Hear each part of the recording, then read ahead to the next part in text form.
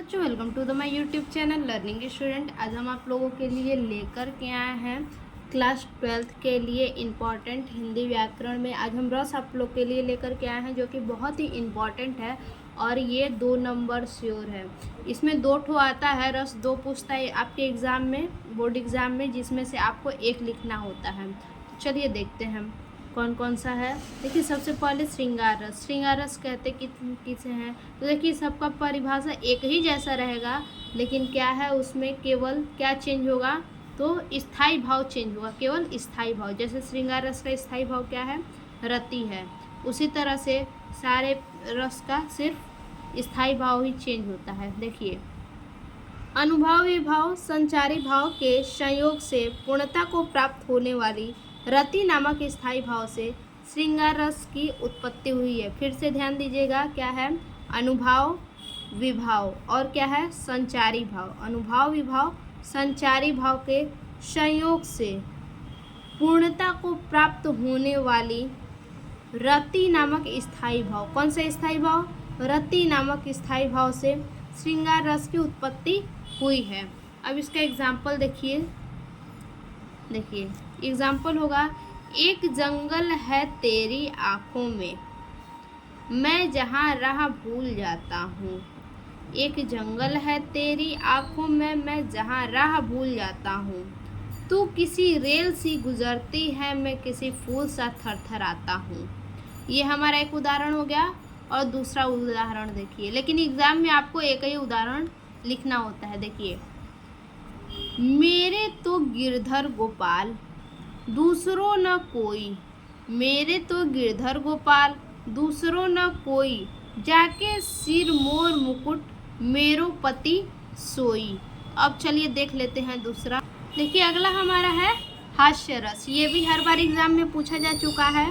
देखिए इसमें भी है अनुभाव विभाव संचारी भाव। क्या है? अनुभाव विभाव संचारी भाव के संयोग से पूर्णता को प्राप्त होने वाली। किसको? पूर्णता को प्राप्त होने वाली। देखिए बच्चा, ये इतना वर्ड सब में है कि संयोग से पूर्णता को प्राप्त होने वाली। अब देखिए क्या है? हास्य नामक स्थायी भाव। हास्य रस का स्थायी भाव क्या है? हास है। हास हमारा स्थायी भाव है हास्य रस का। तो देखिए हास नामक स्थायी भाव से हास्य रस की निष्पत्ति हुई है। देखिए आपको ऑप्शनली क्वेश्चन में कभी कभी पूछ देता है कि हास्य रस का स्थायी भाव क्या है, तो उस पर आप कंफ्यूज हो जाएंगे। इसीलिए ध्यान दीजिएगा कि हास्य रस का स्थायी भाव क्या है? हास है। और श्रृंगार रस का स्थायी भाव क्या है? रति है। अब चलिए इसका एग्जाम्पल देखते हैं। देखिए इसके भी एग्जाम्पल 2 हैं। पहला, हाथी जैसी देह गेंडे जैसी चाल, तरबूजे सी खोपड़ी खरबूजे से बाल। देखिए एंटरटेनमेंट टाइप का है एग्जाम्पल, पढ़ेंगे तो भाई हंसी जाहिर सी बात है आएगा ही। इसीलिए क्या है? ये हास्य रस। हास्य रस का मतलब जिसमें हंसी आए, हंसा जा सके, उसे हम हास्य रस कहते हैं। हाथी जैसी देह गेंडे जैसी चाल, तरबूजे सी खोपड़ी खरबूजे से बाल। अब अगला क्या है? दूसरा एग्जाम्पल, बुरे समय को देखकर गंजे तू क्यों रोए। देखिए गंजे का मतलब जो टकले को हम क्या कहते हैं? गंजे कहते हैं। उसी को कह रहा है कि बुरे समय को देखकर गंजे तू क्यों रोए, किसी भी हालत में तेरा बाल लंबा का होए। देखिए क्या कह रहा है? गंजे को कह रहा है कि बुरे समय को देख के क्यों रोते हो, किसी भी हालत में तेरा बाल लंबा का होए। अब देखिए अगला हमारा है क्या? करुण रस। करुण रस है। इसमें देखिए फिर से सेम वही है, अनुभाव विभाव संचारी भाव। अनुभाव विभाव संचारी भाव के संयोग से। देखिए फिर सेम वही है, स्टार्टिंग से लेके कहाँ तक? अनुभाव विभाव संचारी भाव के संयोग से पूर्णता को प्राप्त होने वाली। देखिए यहाँ तक सारे में सेम है, तो आप भी ऐसे ही लिखिएगा, नंबर नहीं कटेगा, बिल्कुल भी नंबर नहीं कटेगा, टेंशन मत लीजिएगा। अनुभाव विभाव संचारी भाव के संयोग से पूर्णता को प्राप्त होने वाली शोक नामक स्थायी भाव। करुण रस का स्थायी भाव क्या है? शोक नामक स्थायी भाव है। तो शोक नामक स्थायी भाव से करुण रस की उत्पत्ति हुई है। देखिए करुण रस की उत्पत्ति हुई है या निष्पत्ति हुई है, आप कुछ भी लिख सकते हैं। एग्जाम्पल, हे खग मृग हे मधुकर श्रेणी, यानी शोक का मतलब जो शोक में बोला जाए, दुखी होकर के बोला जाए। हे खग मृग हे मधुकर श्रेणी, तुम देखी सीता मृग नैनी। यहाँ इस उदाहरण का अर्थ है कि राम जी वनवास में भटकते भटकते सीता कहीं खो गई हैं। उन्हीं को सीता जी को राम जी पूछ रहे हैं कि हे खग मृग हे मधुकर श्रेणी, यानी जो खग हैं, जो मृग हैं, यानी पशु पक्षी जो भी हैं, उन्हीं से पूछ रहे हैं कि हे खग मृग हे मधुकर श्रेणी, तुम देखी सीता मृग नैनी, क्या तुमने सीता को देखा है।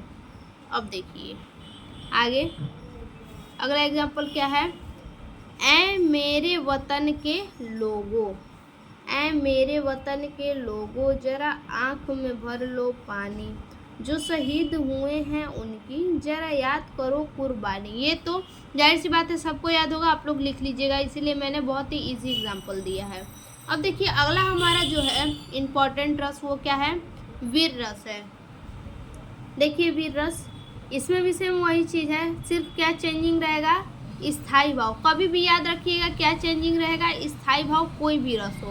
देखिए, अनुभाव विभाव संचारी भाव के संयोग से पूर्णता को प्राप्त होने वाली। देखिए फिर से यहाँ पे भी वही है, उत्साह नामक स्थाई भाव। वीर रस का स्थाई भाव क्या है, उत्साह नामक स्थाई भाव है की उत्पत्ति हुई है। आगे एग्जाम्पल देखिए, वीर तुम बढ़े चलो धीर तुम बढ़े चलो, हाथ में ध्वज रहे बाल दल सजा रहे। ठीक, देखिए वीर रस का मतलब क्या है, जो उत्साह से बोली जाए, जो उत्साह से बोला जाए उसी को क्या कहते हैं, वीर रस। देखिए उत्साह नामक स्थायी भाव है, यानी जो खुशी से बोला जाए उसी को क्या कहते हैं, वीर रस। तो यहाँ है ना किसके लिए, वीरों के लिए है। कहा जा रहा है कि वीर तुम बढ़े चलो धीर तुम बढ़े चलो, हाथ में ध्वज रहे, यानी हाथ में ध्वज लिए रहे और बाल दल सजा रहे। अब दूसरा एग्जाम्पल है, सरफरोशी की तमन्ना अब हमारे दिल में है, देखना है जोर कितना बाजुए का तिल में है। ठीक, तो आई होप आप लोग लिख लीजिएगा, क्योंकि मैंने बहुत ही इजी एग्जाम्पल दिया है। तो यही 4 जो रस है, यही एग्ज़ाम के लिए बहुत ही इम्पोर्टेंट है। इसको आप लोग ज़रूर से पढ़ के जाइएगा, 2 नंबर आप लोग के श्योर हैं। तो फिर से मिलते हैं अपने एक और नए वीडियो में, तब तक के लिए धन्यवाद। अगर ये वीडियो आप लोग को अच्छा लगा तो आगे लाइक कीजिए, कमेंट कीजिए, शेयर कीजिए। अगर कोई कमी आप लोगों को दिखती है तो कमेंट में ज़रूर बताइए, उस वीडियो को भी हम ज़रूर लाएंगे।